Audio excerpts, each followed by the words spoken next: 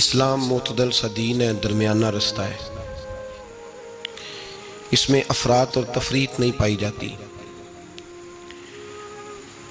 بڑا معتدل ہو کے، میٹھا ہو کے درمیانہ رستہ دکھاتا ہے اسلام،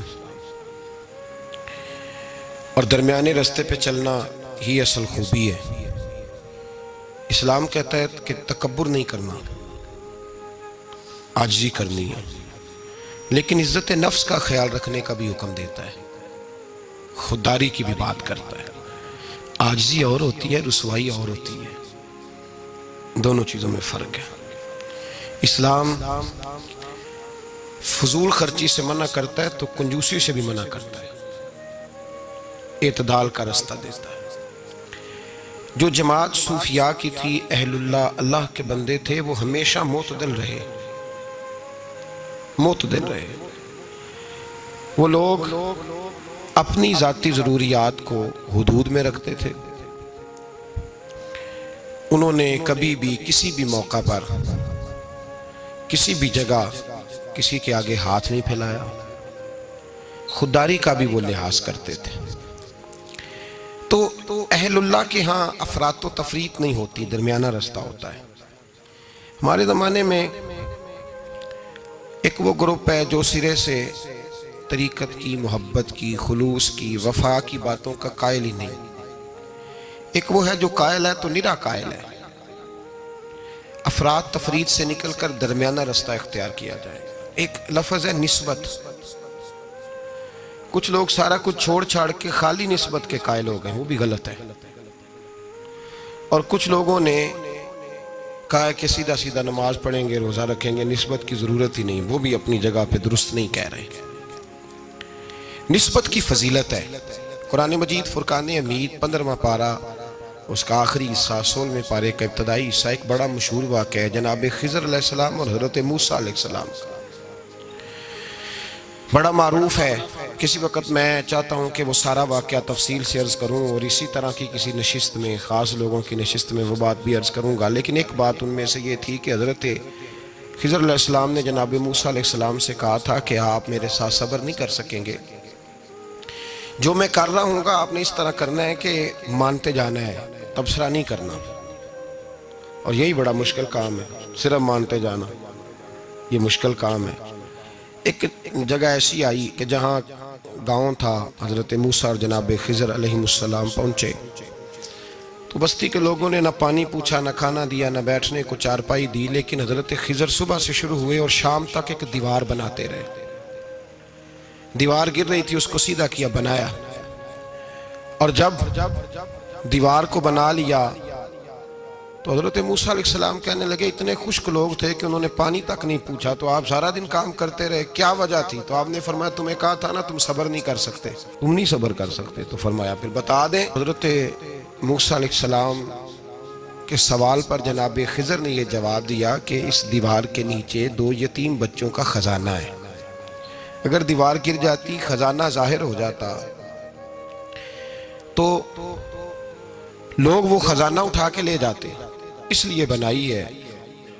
تو کہا کہ بچے ابھی تو انہوں نے کوئی نیک عمل نہیں کیا، تو یہ جو اللہ کا فضل ہو رہا ہے کس وجہ سے ہو رہا ہے؟ تو قرآن کے 2 جملے ہیں، کہا وَكَانَ أَبُوهُمَا صَالِحًا، یہ ان پر فضل اس لیے ہو رہا ہے کہ ان کا باپ نیک آدمی تھا۔ وَكَانَ أَبُوهُمَا صَالِحًا، ان کا باپ ایک، وَكَانَ أَبُوهُمَا صَالِحًا، باپ ان کا نیک تھا۔ قاضی ثناء اللہ صاحب پانی پتی رحمت اللہ علیہ فرماتے ہیں وہ ڈائریکٹ باپ نہیں تھا، دادا بھی نہیں تھا، پردادا بھی نہیں تھا، وہ 7ویں نسل میں جا کے نیک تھا۔ تو نسبت کی ایک بہار تو ہوئی نا، ایک بہار تو ہوئی، اس کا ایک اثر تو ہوا نا کہ 7ویں نسل تک کسی نیک آدمی کی اولاد پہ اللہ رحم فرماتا ہے۔ اب ایک آدمی ہے وہ کہتا ہے میں نماز بھی نہیں پڑھنی، روزہ بھی نہیں رکھنا، داڑھی بھی نہیں رکھنی، لیکن میں ہوں پیر صاحب کا بیٹا۔ تو قرآن کہتا ہے وَكَانَ أَبُوهُمَا صَالِحًا، لہذا ہو سارے میرے ہاتھ چومو۔ ایک بات، صرف ایک بات اس کو ذہن میں رکھیں، وہ اپنے شیخ کا، اپنے باپ کے مشن کا مخالف نہ ہو، مخالف نہ ہو، شریعت کی حد توڑنے والا نہ ہو۔ باقی اگر اس کے اعمال میں کوئی کمی بھی ہوگی تو ہمیں اس کی عزت کرنے کا حکم ہے، ہمیں اس کی عزت کرنے کا حضرت سیدنا نوح علیہ السلام کا بیٹا جناب نوح کے مشن کا مخالف تھا، وہ انکار کرتا تھا حضرت نوح علیہ السلام کا. تو قرآن مجید نے کہا کہ نوح یہ تیرا بیٹا ہی نہیں. تو ایسے آدمی کی عزت کرنا ہمارے لیے بہتر، یہ افراط و تفریط ہے. کچھ لوگ کہتے ہیں جی پیر صاحب کا بیٹا ہوگا تو گھر ہوگا. اگر اس کے اندر زیادہ خوبی پائی جاتی ہے تو ہم اپنے شیخ کی وجہ سے، اپنے استاد کی وجہ سے، جو کہ نسبتوں سے نسبتیں ہوتی ہیں نا، نسبتوں سے. نبی پاک صلی اللہ علیہ وسلم نے فرمایا تیری ساس اور تیرا سسر تیرے ماں باپ ہیں. کس کی وجہ سے؟ جی بیوی کی وجہ سے. کس کی وجہ سے؟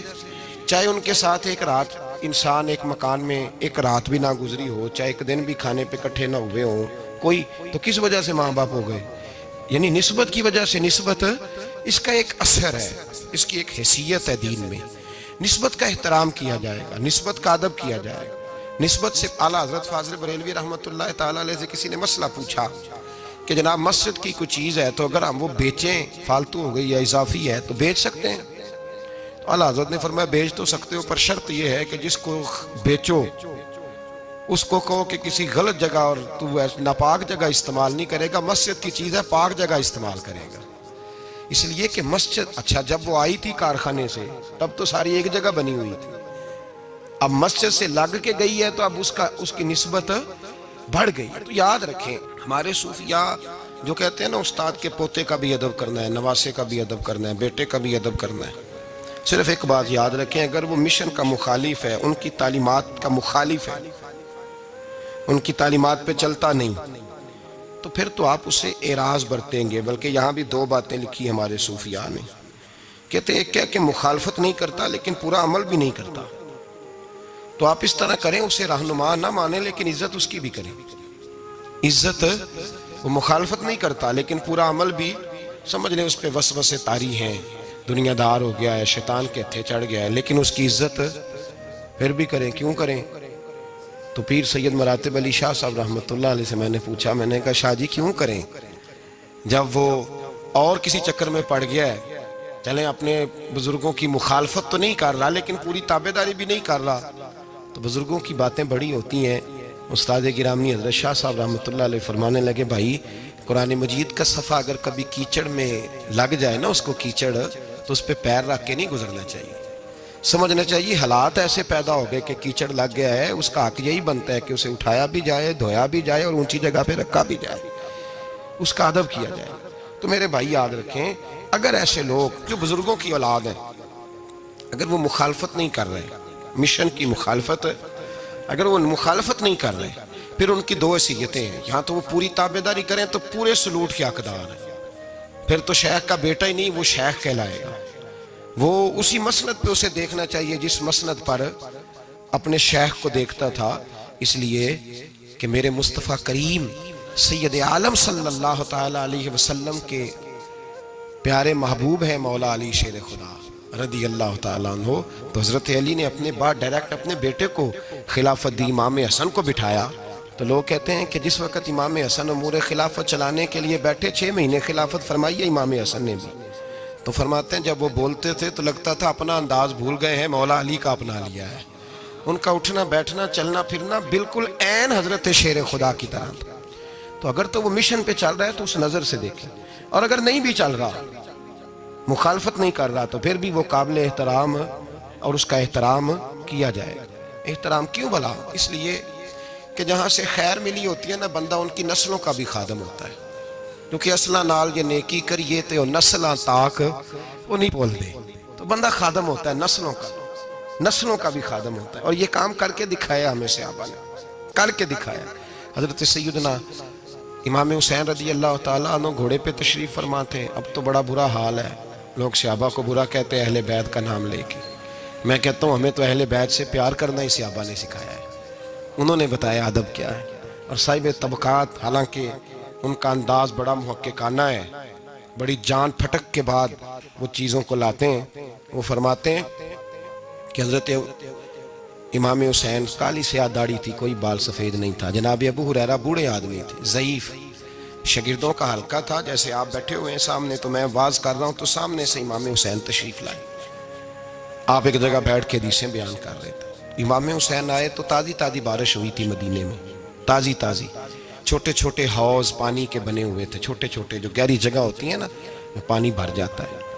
تو حضرت امام حسین جیسے ہی زمین پہ پیر رکھا تو پانی کے حوض میں آپ کا پیر چلا گیا، کیچڑ لگ گئی. شاگردوں اور مریدوں میں سے اٹھ کے کسی کی دست بوسی کرنا خاصا مشکل ہوتا ہے. حضرت سیدنا ابو ہریرہ رضی اللہ تعالیٰ عنہ دیکھ رہے تھے، جو ادھر لوگ بیٹھے تھے وہ نہیں دیکھ رہے تھے. حضرت ابو ہریرہ دیکھ رہے تھے، وہ اٹھے، دوڑے گئے اور پھر جا کے اپنے سر سے پگڑی کھولی اور پھر امام حسین کا پیر جیسے ہی صاف کیا تو امام حسین نے پیچھے کیا، کہا حضور آپ بوڑھے ہیں، میں جوان ہوں، تم آپ میرے لیے عزت کے قابل ہیں، میرے نانا جان کے آپ غلام ہیں، یہ آپ کیا کر رہے ہیں؟ سیدنا ابو ہریرہ رضی اللہ تعالیٰ انہوں نے پیر چھوڑا نہیں، زور سے پکڑ لیا، رونے لگے، کہنے لگے حسین تجھے نہیں دیکھ رہا، میں تو محمد عربی کی نسبت کو دیکھ رہا ہوں. تو میرے عزیز یاد رکھیں اس بات کو کہ نسبت ایک حسن ہے، نسبت ایک توانائی ہے، نسبت ایک وقار ہے. نسبت کی قدر کریں. اگر اہل اللہ کی کوئی اولاد ہے، حضرت عمر فاروق رضی اللہ تعالیٰ عنہ سیدھے سیدھے 2+2 کے قائل تھے، کوئی چکر ہی نہیں، بس جو مانتا ہے ٹھیک ہے، نہیں مانتا تو ڈنڈا منگاؤ، سیدھی سیدھی زندگی تھی. لیکن نسبت پر، پیار پر، خلوص پر، وفا پر حضرت عمر کا بھی کوئی سمجھوتا نہیں. امام اعظم ابو حنیفہ رحمت اللہ علیہ، امام صاحب سے سند لینے کے لیے لوگ ہزاروں میل کا سفر کرتے تھے، ہزاروں میل کا. اب تو پرائمری ٹیچر بیچارہ جا رہا ہو نا سائیکل پہ تو اس کا شاگرد لینڈ کروزر پہ گزرتا ہے تو کئی دفعہ استاد پہ دھواں چھوڑ جاتی ہے اس کی گاڑی، اسے پتہ ہی نہیں کہ کتنی قدر والے معاملات ہیں یہ. حضرت سیدنا امام اعظم، لاکھوں لوگ، کروڑوں لوگ آج بھی ان کی تقلید کرتے ہیں. امام صاحب کا قول دنیا میں حجت کے طور پہ مانا جاتا ہے. آپ کے شاگرد کہتے ہیں ایک باغ میں بیٹھ کر ہم کچھ لکھ رہے تھے، بہت ساری کتابیں بکھری ہوئی ہیں چاروں جانب. جب آدمی تحریر کرتا ہے نا، جو مصنف کتابیں لکھنے والے ہیں، وہ دنگل کا سما ہوتا ہے، ادھر چیز بکھری ہے، کوئی ادھر چیز بکھری ہے، بڑے ان کے معاملات سخت ہو جاتے ہیں. تو کہتے ہیں کہ بڑا بکھرا ہوا سامان تھا، ہم ایک باغ میں بیٹھے تھے، کھلی فضا میں کام ہو رہا تھا. تو بعض اوقات شاگرد بھی بٹھائے جاتے ہیں، حوالے ڈھونڈو تو بخاری دیکھ، تو مسلم دیکھ، بٹھائے جاتے ہیں ساتھ. شاگرد بھی بیٹھے ہوئے تھے. تو کہتے ہیں بچے باہر گیند سے کھیل رہے، ایک گیند آ گئی باغ میں، ایک چھوٹا سا بچہ گیند لینے آیا تو امام صاحب اٹھ کے کھڑے ہو گئے، بچہ گیند لے کے چلا گیا. اب بچے کھیلتے ہیں تو کتنی دفعہ گیند آئے گی، پھر دوبارہ وہ گیند آ گئی، وہی بچہ پھر آیا، شاید اس کی ڈیوٹی یہ تھی. وہ جب دوبارہ آیا تو امام اعظم پھر کھڑے ہو گئے. وہ تیسری دفعہ آیا تو امام صاحب پھر کھڑے ہو گئے. اب شاگرد بیچارے اکتا گئے کہ ہم اتنی مشکل سے نوٹ سیدھے کرتے ہیں، بابا اٹھتا ہے تو کتابیں پھر بکھر جاتی. 3-4 دفعہ ہوا تو ایک شاگرد کہنے لگے حضور بس بھی کریں گے تو 100 دفعہ آئے گا، تو آپ بوڑھے آدمی ہیں، گھٹنوں میں درد بھی، آپ 100 دفعہ کھڑے ہوں گے. تو امام صاحب فرمانے لگے یہ 1000 دفعہ بھی آیا تو میں 1000 دفعہ کھڑا ہو جاؤں گا. کہا کیوں؟ فرمانے لگے اس لیے کہ یہ میرے استاد کا پوتا ہے، یہ میرے استاد کا، یہ ان کا پوتا ہے، تو میں نے وہاں سے خیر لی ہے، میں ان کی نسلوں کی بھی تابعداری کروں گا. وہ جتنی دفعہ آئیں گے میں اٹھ کے، یہ بے مروت سا زمانہ ہے، بے کیف سا، اس میں خشکی ہی خشکی پائی جاتی ہے. وہ لوگ جو بیٹھے ہیں دروازوں پر، لیکن نا نبی پاک صلی اللہ علیہ وسلم نے یہ نہیں فرمایا کہ میری فاطمہ کی بڑی فضیلت ہے، یہ تہجد گزار ہے. حضرت بی بی صاحبہ کے لیے یہ لفظ میرے نبی پاک صلی اللہ علیہ وسلم نے کہیں نہیں بیان فرمایا کہ میری بیٹی قائم اللائل ہے، صائم الدہر ہے، یہ بہت بڑی عالمہ ہے، یہ آپ کو نہیں ملیں گی. حضور نے فرمایا بس میری بیٹی ہے. الفاطمہ تو بدعت، اس کا کمال یہ ہے کہ یہ میری اور تمہارے لیے اتنا کافی نہیں کہ محمد عربی کی بیٹی ہے صلی اللہ علیہ وسلم. فرمایا جس نے اس سے پیار کیا اس نے مجھ سے پیار کیا، جس نے اس سے بغض رکھا اس نے مجھ سے بغض رکھا. تو شرف نسبت یہ صوفیاء نے کوئی گھڑ نہیں لیا نظریہ، یہ قرآن کا، حدیث کا، صحابہ کا بتایا ہوا معاملہ ہے. قدر ایک قیمتی چیز کا نام ہے. قدر والا فیض یاب ہوتا ہے، اور جو بے قدر ہوتا ہے نا اس کا فیض سلب ہو جاتا ہے. جس نے سمجھ لیا نا کہ فلاں چیز میری رینج میں ہے، میں جب چاہوں جیسا چاہوں ویسا ہو جائے گا، وہ گیا. اور جس نے کہا نا نہیں میں تو سال کے راہ ہوں، اس کی مہربانی توجہ کر دیتا ہوں، وہ بچ گیا. اللہ قرآن مجید میں فرماتے ہیں کہ تم اپنے رب کا ادراک نہیں کر سکتے، تم اسے قید کر سکتے، سوچوں میں آنکھوں میں وہ قید ہو سکتا، اسے مانتے جاؤ، اس کا قرب تلاش کرتے جاؤ، اس کے رستوں پہ چلتے جاؤ، اسے قابو کرنے کی کوشش نہ کرنا۔ یہ جو قابو والا معاملہ ہے نا، یہ ٹھیک نہیں۔ قدر کرنے والے بچ جاتے ہیں، قدر والا فیض یاب ہوتا ہے، بے قدر نقصان اٹھاتا ہے، یاد رکھیں۔ حضرت خواجہ نظام الدین محبوب الہی رحمۃ اللہ علیہ کے خلیفہ تھے حضرت امیر خسرو، بلکہ محبوب تھے۔ کبھی کبھی خلیفے اور محبوب میں بھی فرق ہوتا ہے، بلکہ محبوب تھے حضرت امیر خسرو رحمۃ اللہ علیہ۔ تو بادشاہ کے وزیر تھے، تو بادشاہ نے کہا ایک دفعہ کہ میرے لیے دعا تو کراؤ، دلی کے حالات ذرا خراب ہے۔ تو کہنے لگے میں نے کبھی نہیں کہا دعا کے لیے، میں نہیں سفارش کرتا، آپ خود کسی کو بھیج دیں۔ نے مجبور کیا تو کسی اور آدمی نے کہا حضور انہوں نے کئی دفعہ خواجہ امیر خسرو سے دعا کے لیے کہا ہے بادشاہ نے، تو یہ آپ کو کہتے نہیں، تو آپ دعا کر دیں۔ تو حضرت خواجہ نظام الدین صاحب کہنے لگے بادشاہ سے کہو میں نہیں تیرے لیے دعا کرتا، دعا کرانی ہے تو حضرت ابو علی قلندر کے پاس پانی پت جائے، وہ دعا کریں گے تو حالات صحیح ہو جائیں گے دلی کے۔ حضرت امیر خسرو نے جا کے بتا دیا کہ وہ کہتے ہیں وہاں سے دعا کراؤ، ادھر سے۔ کہنے لگے پھر تو نہیں جانا ہے؟ تو حضرت امیر خسرو کہنے لگے جی مجھے کسی اور کا رستہ آتا ہی نہیں، میں نے نہیں جانا۔ کہنے لگے اگر میں حکم کرا دوں تو کہا حکم کا میں پابند ہوں۔ حکم ہو گیا حضرت خواجہ نظام الدین صاحب کی طرف سے کہ جاؤ پانی پت۔ حضرت امیر خسرو گئے حضرت ابو علی قلندر کے پاس، ان سے جا کے دعا کرائی۔ پانی پت بڑی دور ہے دلی سے، دعا کرائی تو کہا بادشاہ سے کہنا حالات صحیح ہو جائیں گے، اور جب صحیح ہو جائے نا تو پھر میرے پاس آئے، صحیح ہو جائیں تو۔ دعا کی تو اگلے دن ہی معاملات بہتر ہونے لگے۔ ایک ہفتے میں سب چیزیں بادشاہ کے کنٹرول میں آ گئیں، گھوڑے پہ بیٹھا، مٹھائی لی، پھل لیے، پانی پت گیا، حضرت سے جا کے کہا حضور میں حاضر ہوں، کیا بتانا تھا آپ نے؟ آپ فرمانے لگے تو نے دعا کے لیے خواجہ نظام الدین صاحب سے کہا تھا، تو انہوں نے کیا کہا؟ کہ جناب انہوں نے کہا آپ سے دعا کرائیں۔ فرمانے لگے میں دعا کروں جو ہر جمعرات خود خواجہ نظام الدین صاحب سے دعا کرانے جاتا ہوں، ہر جمعرات جاتا ہوں دلی اور ان سے دعا کرا کے آتا ہوں۔ تجھے پتہ یہاں کیوں بلایا ہے؟ یہ بتانے کے لیے کہ تیرے حالات خراب کیوں ہوتے ہیں۔ کہا حضور کیوں ہوتے ہیں؟ فرمانے لگے تیرے حالات اس لیے خراب ہوتے ہیں کہ تو حضرت خواجہ نظام الدین صاحب کی قدر نہیں کرتا، ان کی قدر شروع کر دے، میرا وعدہ ہے تیرے حالات صحیح ہو جائیں گے۔ انہیں قدر چھوڑ دی ہے رب کریم کے بندے کی، تیری بغل میں رہتے ہیں نا، ساتھ ہوتے ہیں، تو کہتا ہے وہ تو میری رینج میں ہے، مسئلہ ہی کوئی نہیں، تیرے پاس ہوتے ہیں۔ اور فرمایا انہوں نے وہ دعا کرتے تو اللہ تیرے پہ بڑا فضل کرتا، انہوں نے میرے پاس تجھے بھیجا ہی اس لیے تاکہ تجھے ذرا قدر پتہ چلے کہ اللہ والوں کی کوئی قدر بھی ہوتی ہے۔ ایسے ہی معاملہ تو میرے بھائی یاد رکھیں، نسبت کا ایک درجہ ہے، اور یہ ہم نا چکروں میں پڑے رہتے ہیں جس کی وجہ سے نقصان اٹھاتے ہیں۔ اپنے آپ کو سمیٹ کے رکھیں، نظر پر، زبان پر، سوچ کو پابند رکھیں، اور سیدھا سیدھا جب خیر لینے کا ارادہ بندہ کر لیتا ہے تو پھر اللہ اس کے لیے اسباب بھی پیدا کر دیتا ہے، اور جس کی گردن اکڑی رہتی ہے اس کا نقصان ہوتا ہے۔ اللہ ہمیں سمجھنے کی توفیق عطا فرمائے۔